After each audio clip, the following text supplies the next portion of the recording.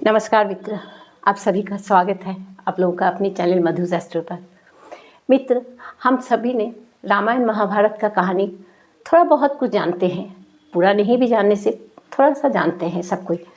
तो चलिए आज हम पांचों पांडव युधिष्ठिर, भीम, अर्जुन, नकुल और सहदेव, इन लोगों के बारे में आप लोगों को कुछ जानकारी देंगे।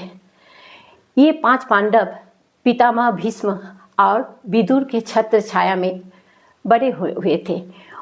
उन पांचों में भीम सर्वाधिक शक्तिशाली थे। वो 10-20 बालकों को एकदम आसानी से उठाकर फेंक देता था। भीम का ताकत के सामने कोई टिक नहीं पाता था। दुर्योधन ऐसे तो पांचों पांडव से बहुत ईर्ष्या करता था, लेकिन भीम से और भीम का बलवान चेहरा से उसका बहुत ज़्यादा ईर्ष्या था। एक बार दुर्योधन युधिष्ठिर के पास जाकर, युधिष्ठिर बड़ा भाई थे इसलिए उसके पास जाकर वो बोले कि भैया हम लोग क्यों ना एक दिन जाकर गंगा नदी के तट पर वहाँ भोजन बनाकर वन भोजन करें और वहीं हम लोग कुछ देर तक रहे, खेल कूद करें। तो इसमें युधिष्ठिर सोचा कि बहुत अच्छा बात बोला, छोटा भाई जब ये हमसे अनुरोध कर रहा है तो हमें ये मान लेना चाहिए। तो बोला कोई बात नहीं, ठीक है, चलो एक दिन जाके हम लोग वहाँ खाना वाना बना के खाते हैं। गंगा के तट पर दुर्योधन ने विभिन्न प्रकार के व्यंजन तैयार करवाया।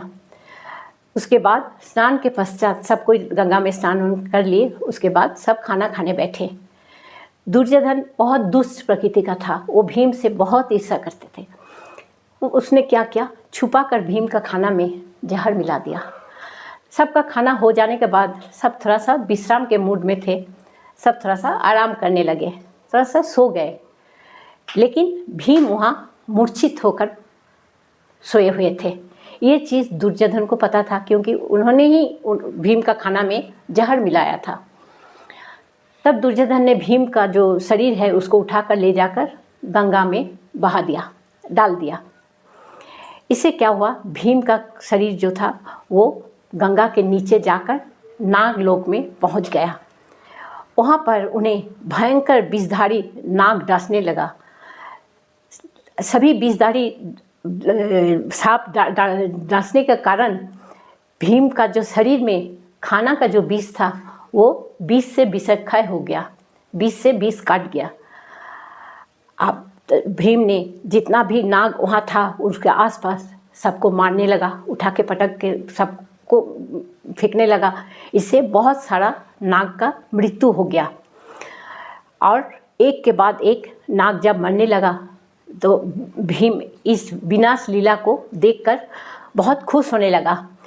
कुछ नाग वहाँ से भागकर जाकर अपना राजा वासुकी के पास पहुँच गए और उन्हें समस्त घटना का अवगत करवाया। तब नागराज वासुकी अपने जो मंत्री आर्यक थे उनको भीम के पास भेजे।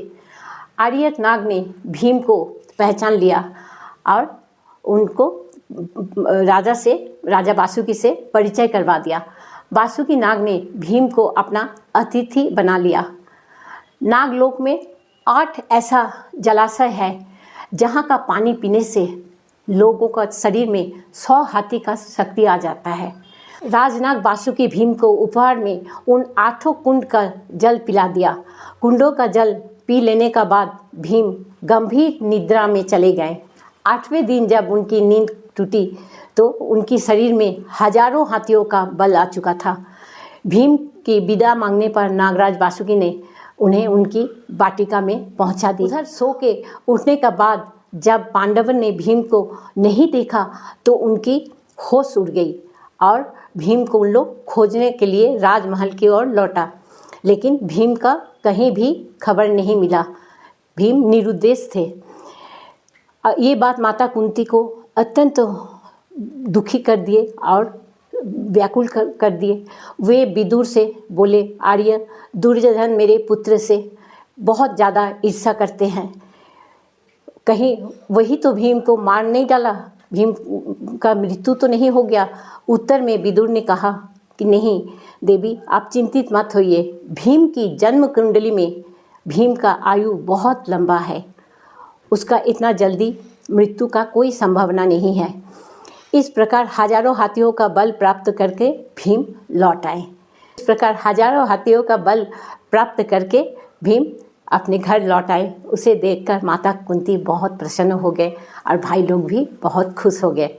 और दुर्योधन सोचने लगे कि हम तो उसको पानी में डाल दिए थे तो वो कैसे लौट आया, उसको तो मृत्यु हो जाना चाहिए था, हम तो उसको जहर भी पिला दिए थे। लेकिन एक बात है, जिसका ऊपर ईश्वर का कृपा रहता है उसको कोई नहीं नुकसान पहुंचा सकता है। इसीलिए हम लोगों को भगवान के ऊपर हमेशा विश्वास रखना चाहिए।